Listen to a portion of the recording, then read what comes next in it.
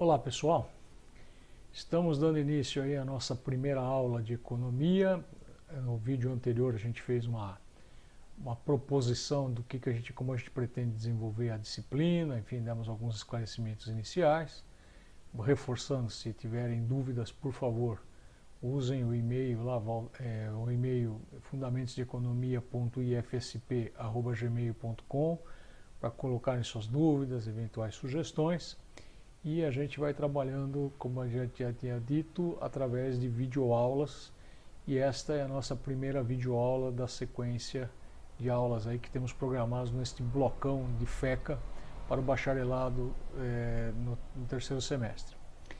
Então, nós já havíamos discutido essa questão em sala de aula, mas eu acho que é interessante a gente revisitar, sempre é uma oportunidade de trazer elementos já estudados e reavivar na memória do aluno, e muitas vezes quando você vê uma segunda vez, aspectos novos surgem, novas interpretações surgem. Então vamos dar início aí à discussão desta aula temática, Economia e Ciência. E como pergunta fica, a primeira pergunta, economia é ciência? Então, nós vamos estudar isso com detalhes nas próximas transparências, mas alguns alertas que este conjunto nos traz é cuidado com esses aspectos, né? Em ciências, as expressões têm significado específico. Cuidado com o achismo ou senso comum, né? Ciência não acha, ciência prova, baseada em métodos válidos, como a gente vai ver na sequência. E fique atento às definições e conceitos, pois estes trazem significado único e específico, sustentando as ideias que dele derivam. É muito comum às vezes o aluno querer dizer uma coisa, mas não está usando o conceito correto e acaba dizendo outra. Todos esses aspectos nós vamos ver ao longo das transparências que seguem. Vamos lá. Então, exemplificando. Então, suponha que, baseado no senso comum, alguém afirme: por ser a Coca-Cola monopolista no mercado de refrigerante, consegue praticar o preço que ela quiser. Né? Onde está o erro dessa colocação? A gente entende o que essa colocação nos traz, que é, de certa forma, o poder econômico da Coca-Cola, a representatividade da Coca-Cola no mercado de refrigerantes. Essas expressões são verdadeiras.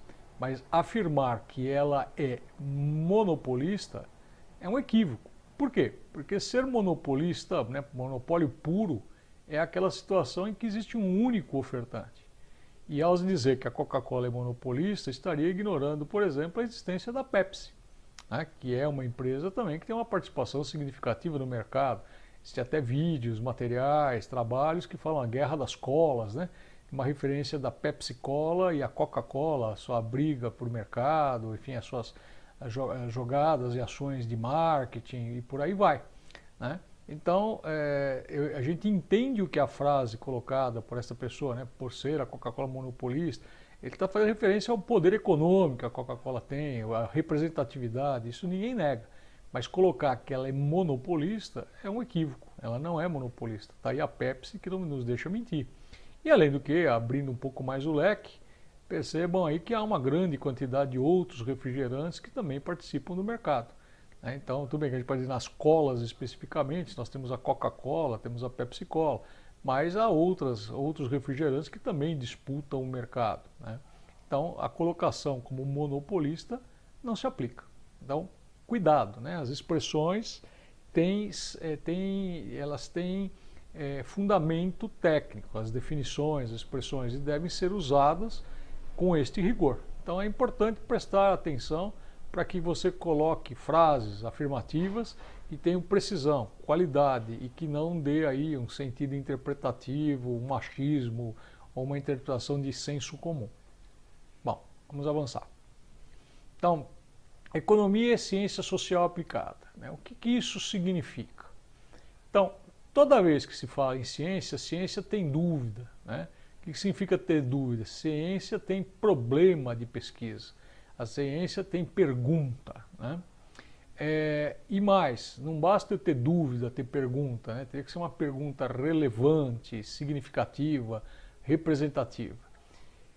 E para eu responder a esta pergunta, há necessidade que eu faça uso de métodos cientificamente aceitos para responder a estas dúvidas. Então, aquela história do achismo, eu não acho.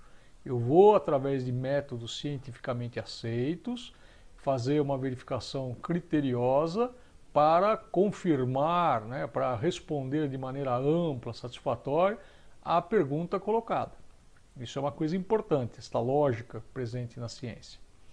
E uma informação importante é que quem promove o avanço na ciência são as perguntas relevantes. Toda resposta é provisória. Um exemplo que a gente cita é o ovo. O ovo, afinal de contas, faz bem ou faz mal à saúde? Então, num passado distante, alguém começou a dizer, bom, o ovo tem muito colesterol. E por ter colesterol, esse faz mal à saúde. Então foi condenado o ovo. Aí, de repente, a ciência avança um pouco mais e começa, sem muito rigor aqui nas nossas expressões, entender que existe um colesterol que a gente chama de bom e um colesterol que a gente chama de ruim. Então, de repente, se o ovo tiver colesterol bom, ele poderia fazer bem à saúde, Então, o que é importante é que o colesterol não é uma coisa única, há mais de um tipo. Avançando um pouco mais na pesquisa, de repente se descobre que não interessa se o colesterol é bom e ruim, sim a proporção entre eles. Então é isso que é importante. Já se afirmou que o ovo fazia mal à saúde, em outro momento se encontrou que ele fazia bem, e não quer dizer que a ciência é confusa. É que, mais uma vez, as respostas são provisórias, elas estão em constante aperfeiçoamento. São as perguntas que mantêm a ciência viva e prospectando, trazendo novos elementos. Então é uma característica, a gente está discutindo se economia é ciência social aplicada, e ser ciência é isso, ela é provocativa, ela tem pergunta, ela busca responder essas perguntas não por achismo, e sim por elementos contundentes, apoiados em métodos válidos, métodos cientificamente válidos. E não esquecer que toda resposta ela é válida para o ambiente de estudo, para o momento de estudo, para o contexto de estudo. Provavelmente, em momento futuro, eu posso ter uma alteração dessa resposta. Por isso que a gente coloca que o que move o conhecimento são as perguntas. As respostas são provisórias. Avançando. Então, como é que é a estrutura básica de uma pesquisa? Então, a pesquisa começa, via de regra, por uma pergunta, uma dúvida, uma questão. Para responder esta pergunta, a gente vai buscar dados, que podemos buscar o que a gente chama de dados primários ou dados secundários. Dados secundários nós vamos buscar em outros autores que já se dedicaram a essa pergunta, ou perguntas similares, e que teriam dados que possam ser utilizados, dados relevantes que possam ser usados para responder a minha pergunta. Como eu posso buscar dados primários, que seriam dados gerados por aquele que está pesquisando. Mas a partir desses dados, você os combina por ferramentas estatísticas, enfim, por ferramentas válidas do ponto de vista da pesquisa, gerando o que a gente chama de informação. E a partir disso a gente gera conhecimento. Bem entendi que essa estrutura básica ela é bem básica, está cheia de furos aí, mas só para ir já organizando as ideias. E aqui eu vou dar um exemplo simples, mas que ajuda um pouco nisso. Então, imagine que a pergunta básica fosse: qual o gasto com combustível para rodar 500 quilômetros? E aí volta aquela história, bom, que carro eu estou falando, em que condições de rodagem, que método eu vou utilizar para verificar consumo. Percebeu que o método é fundamental para que se escolham os dados. Um método ele tem que ser replicável em outro ambiente, e se o mesmo método for aplicado ao mesmo ambiente, nas mesmas condições, tem que reproduzir os mesmos resultados. Então a ciência tem este rigor. O método não pode hora dar uma coisa, hora dar outra, trabalhando a mesma base. Trabalhando sobre a mesma base, com o mesmo método, eu tenho que chegar aos mesmos resultados, aos mesmos dados. Mas enfim, supondo que tenha esse rigor, e que a gente gerou o conjunto de dados, distância percorrida e consumo em litros, tabelado ali em azul e verde, nas linhas ali apresentadas. Então, o que a gente começa a observar? Daí, usando ferramentas estatísticas, aqui 2 estimadores, mas podemos com certeza fazer outros trabalhos, descobriu-se que a média de consumo que sintetiza o conjunto de dados aí apresentado é igual a 10 com um desvio padrão de 0,3, bem entendido, 10 km, né, por litro, com um desvio padrão de 0,30, enfim, 0,3 km por litro. E aí podemos dizer que isso gerou conhecimento. Como assim? Então, 500 quilômetros usarão então 50 litros de combustível, né? Se faz 10 km por litro, para fazer 500 km, 50 vezes mais, né, do que 10, geraria aí efetivamente o consumo de 50 litros de combustível. Aí buscando um dado adicional, considerando que o preço do litro do combustível seja R$ 5,00, a resposta à nossa pergunta seria R$ 250. Tudo aqui muito simplificado, está cheio de furos aí, mas essa é a lógica. A pergunta, o levantamento dos dados, a trabalhar esses dados no intuito de gerar informação, a discussão da validade, enfim, teria uma série de outras etapas que não cabe aqui, gerando um conhecimento. Conhecimento esse que pode ser modificado, de repente, né, aquela história, o tipo de combustível muda, o tipo de motor, enfim, outros dados podem ser acrescidos. Nós vamos falar disso daqui a pouco nos ceteris paribus. Então, uma coisa importante em ciência é que ela tem compromisso com a verdade. Então, eu não posso estar enviesado, porque eu acho uma coisa, eu vou forçar para provar o que eu acho. Eu tenho que ter compromisso com a verdade, né? Quer dizer, usar método válido, ter o rigor para chegar a uma resposta, mesmo que ela eventualmente contrarie a perspectiva inicial ou a visão inicial daquele que está conduzindo a pesquisa. Compromisso com a verdade, isso é muito importante. Então, só para colocar um dado adicional, o mundo que a gente vive hoje, né, quer dizer, num passado distante, século XVIII, estamos falando de Diderot, ele pertenceu ao que a gente chama de um movimento enciclopedista do século XVIII, e que tinha como visão o quê? Que o conhecimento era finito e que poderia ser armazenado nos livros, né? Então, o enciclopedismo era isso, era colocar nas enciclopédias todo o conhecimento, ele estaria armazenado nos livros. O que a gente percebe hoje é que, não, o conhecimento não é finito, ele é infinito, e de certa maneira temos excesso de informação. E aí minha pergunta é, será que temos de fato excesso de informação ou de dados? Né? Informação já tem um caráter interpretativo dos dados, já tem uma certa manipulação no bom sentido, né? Não aqui uma manipulação deteriorativa a priori, mas uma manipulação dos dados. Então, não sei se temos exatamente excesso de dados ou de informação, diria mais que de informação, mas é uma boa pergunta, é uma boa questão que poderia ser discutida em outro ambiente. Né? Então, só para dar exemplos disso, você pega lá o Google, o Yahoo, que começou anteriormente ao Google, tem como característica a organização da informação na web. Né? Então, perceba que hoje temos uma quantidade de informação que podemos colocar como infinita. Até muita gente brinca, pergunta para o Dr. Google, né? Faz pesquisas na internet e ele traz aí geralmente um grande quantidade de links e materiais associados à pesquisa que está sendo feita. Então, o que é importante aqui, quer dizer, no passado a gente vivia da escassez de dados e informação. Então a memória era extremamente valorizada porque você estava guardando esses dados, estava fazendo essa recorrência. No presente a gente pode dizer que a gente vive uma abundância de informação, então o contexto mudou. No passado, né, quer dizer, o dado era muito precioso, os livros, os materiais eram raros, então você valorizava muito a memória, o acesso aos dados era uma coisa mais dificultosa. Com as tecnologias que temos hoje, a informação se torna abundante. Porém, nós temos um problema sério hoje de filtrar a informação, escolher quais dados, quais informações nos poderiam conduzir no intuito de construir respostas válidas, respostas verdadeiras. Né? E também não esquecer, sempre valendo a pena, lembrar cuidado com fake news, né? Quer dizer, notícias ou mesmo materiais científicos que venham de uma procedência duvidosa, ou que de repente não padeçam de maior rigor. Então, muito cuidado, né? Quer dizer, hoje nem tudo que está na internet necessariamente é válido ou deve ser considerado. Não estamos aqui dizendo que também não tenham materiais bastante interessantes, mas muito filtro, muito cuidado com isso. Aqui tem uma brincadeira que é importante, né? Mantenha a calma e o ceteris paribus. Por que a gente coloca aí, né, a expressão ceteris paribus nesse momento? Porque toda vez que você vai estudar um fenômeno científico, de repente você percebe que ali há um conjunto de variáveis envolvidas e você tem interesse em um subgrupo dessas variáveis. E as demais, o que você faz com elas? Você imagina que elas não estarão interferindo, elas estarão estáveis ao longo do seu experimento.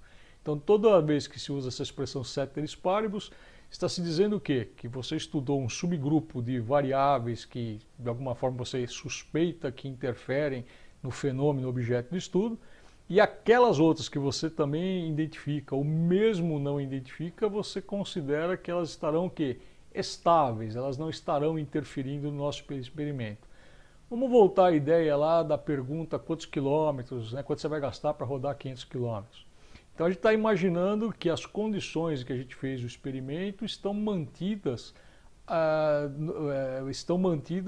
ad infinito, né, estão mantidas durante todo esse experimento. Então, de repente, ao medir o consumo, o camarada, né, que fez o experimento, conduziu o experimento, foi numa estrada reta, num dia de sol, uma temperatura amena, sem chuva, uma estrada sem curvas, uma estrada sem lombadas, uma estrada sem buracos, sem aclive nem declive, uma estrada plana, e com isso fez o levantamento dos dados. Então, quando ele projetou aquele número, ele está supondo que aquele que está querendo rodar 500 km vai rodar nestas mesmas condições. Então, aquele carro com aquele combustível, as variáveis consideradas, né? Aquele carro, aquele combustível permitiu, né, chegar à conclusão que ele faz 10 km por litro com aquele carro, aquele combustível, nas condições de rodagem, lá planinho, tudo tranquilo. Agora, se mudar, por exemplo, o combustível de gasolina para álcool, por exemplo, se mudar a condição de rodagem, passou de uma estrada asfaltada para uma estrada de terra, ou para uma estrada com curvas, ou com uma estrada cheia de buracos, isso pode mudar efetivamente as conclusões. Então o ceteris paribus está aí dizendo isso, que você às vezes identifica as demais variáveis, mas elas não interferiram naquelas variáveis, naquele subgrupo de variáveis que foi seu objeto de estudo. Avançando. Aqui temos uma brincadeira, né? Então ali está traduzindo assim de maneira coisa, né? Diz a primeira parte da chargezinha ali. O que nós somos, né? Economistas. O que fazemos? Mágica. Como? Ceteris paribus, né? Indicando um pouco isso, que às vezes o economista, né? É uma crítica, é uma brincadeira, mas sugerindo que às vezes o fenômeno ele não é olhado em toda a sua complexidade, em seu conjunto, e se isola ali a um conjunto menor de variáveis, ignorando as demais. E aí chegaria a conclusões mágicas como uma brincadeira. Não é bem assim, mas enfim, é uma provocação, mostrando que a própria ciência questiona seus métodos, seus procedimentos. E daí também justificando, é legítimo perguntar se economia é ciência? Ah, lógico que é. Não, vamos ver, e estamos colecionando elementos que dão características de ciência a ela. Então, se economia é ciência, o que isso significa? Então, ciência tem pergunta, problema, ciência tem dúvida. Que mais? A resposta a essa dúvida deve ser construída através de métodos válidos, né? Quer dizer, métodos cientificamente válidos. Que mais? Toda resposta é transitória. Então, não raramente, quando alguém escreve um artigo, mesmo uma tese, coloca sempre ali, né, que ele identifica as limitações do estudo, proposições para novos estudos, sugerindo para esse indivíduo que, para quem lê, enfim, esse trabalho, que ele pode levar a novas considerações, existem elementos que não foram considerados, ou elementos que, se tivesse a oportunidade de refazer, seriam talvez abordados de uma maneira um pouco diferente. Mas não deixa de ser um trabalho contributivo, né? Por isso que a gente faz essa visão do que está limitado na pesquisa, o que ela não contempla, vamos colocar assim, de uma maneira, entre aspas, os pontos falhos, os pontos vulneráveis da mesma. E o que move o conhecimento científico são as boas perguntas. Então a gente tem frisado bem, essa bula é uma coisa importante. Avançando um pouco mais, né, havia lá no século XVII, né, Isaac Newton trazia para nós ali o determinismo científico, né? A ciência pode determinar com certeza o comportamento de qualquer fenômeno físico. A gente observa hoje, né, só para citar, não quer dizer que seja exclusividade, pois o princípio da incerteza de Heisenberg já no século XX, quando ele fala de fenômenos quânticos, está associado à estrutura atômica, e traz afirmações do tipo que o orbital, né, aquela ideia de que o elétron rodando como um sistema solar, com uma órbita pré-definida em torno do núcleo, não seria verdadeiro, e sim haveria o que? O orbital como uma região de maior probabilidade, ou incerteza, onde é mais provável, mas não é certo, maior probabilidade de encontrar o elétron, né? Então, estamos aqui entrando em outros campos de ciência, mas querendo mostrar isso, que aquela ideia determinística que vale o princípio newtoniano de trazer método, né, enfim, no sentido de tentar estabelecer causa e efeito, é válido, é contributivo, não deve, mas devemos perceber que há um grau de complexidade elevado. Então a ciência não consegue trazer com certeza certos elementos, mas mesmo assim não deixa de ser ciência. Então, avançando. Em ciências sociais aplicadas, há divergência de pensamento mais acentuada que em outras ciências. Então, eu sempre costumo dar esse exemplo, né? Se a gente for lá na biologia, dificilmente, eu acredito, né, que estou hipotetizando, mas dificilmente alguém está contra a proposta de Darwin, né? Ou dizendo, não, essa proposta não é válida. Dificilmente. O que você percebe é que vai avançando o conhecimento, mas de uma maneira relativamente acumulativa. Não quer dizer que em algum momento não possa ter um rompimento, mas de certa forma, dificilmente você tem uma divergência tão grande. Não, eu não aceito a teoria do Darwin, ela não é aceita, ela está furada, é uma nova teoria. Não, você pode ir trazendo elementos adicionais. Já nas ciências sociais aplicadas, há teses bastante sofisticadas e que divergem entre si. Só para dar um exemplo de uma ciência social aplicada do nosso cotidiano, né, que frequentemente a gente vê nos jornais, na televisão, é o caso, por exemplo, do direito. O direito é uma ciência social aplicada. E você percebe lá, por exemplo, ministros do Supremo aqui no Brasil, que têm teses que são muitas vezes bastante lógicas e que se sustentam nos seus argumentos e que conflitam com a tese de um outro colega do próprio Supremo. Então, as ciências sociais aplicadas têm esta característica de ter um espaço maior para divergência. Não estou dizendo que a ciência em geral não tenha isso, mas a ciência social aplicada tem um espaço maior para essas divergências. Então, tais divergências, né, podem muitas vezes se converter em escolas de pensamento. Nós não vamos entrar muito profundamente nisso, mas você vai perceber que na economia a gente fala, esse é liberal, esse é neoliberal, esse é keynesiano, esse é clássico. Então, às vezes os princípios classificatórios para tentar entender um pouco o pensamento. E na sequência a gente vai ver alguns debates permanentes em economia, longe de tentar esgotá-los, mas mostrar que são debates permanentes e mais, né, que não são propriedade única exclusivamente da economia. Outras ciências irmãs, como a sociologia, por exemplo, também pode entrar em questões aí associadas, que a economia estuda, mas que outras ciências também estudam e são contributivas entre si. Avançando, então, já que economia é ciência, né, e ciência tem pergunta, tem dúvida, qual a grande dúvida da economia? E lógico que daí derivam dúvidas, né, quer dizer, a economia questionando esta macro pergunta, esta grande dúvida vai afunilando em dúvidas mais localizadas e mais específicas. Mas a grande dúvida da economia, também aqui estamos sendo simples, pode ser dita da seguinte forma: como grupos sociais, que são objeto de observação, ou seja, que são objeto de estudo, se articulam no intuito de satisfazer, no intuito de ter a satisfação de suas necessidades. Perceba que é uma colocação bastante ampla, né? Quais são essas necessidades?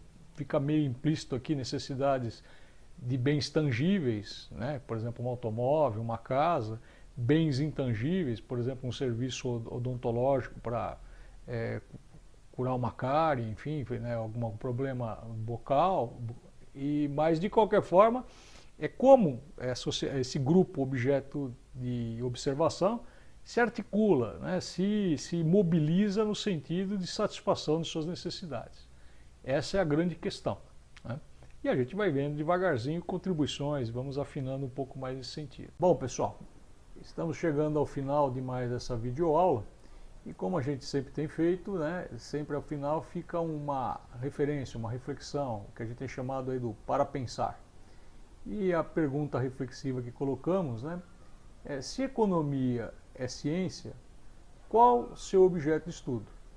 Bem entendido que a gente colocou aqui uma expressão geral de como certos grupos se articulam para a satisfação das necessidades, mas tentem verificar perguntas ou, enfim, elementos que desdobram desta macro dúvida e que poderiam também ser perguntas decorrentes dela e que seriam objeto do estudo da economia. Bons estudos para todos, boas reflexões e sempre lá dúvidas e contribuições pelos fundamentos de economia. Um abraço a todos e até o próximo encontro. Obrigado.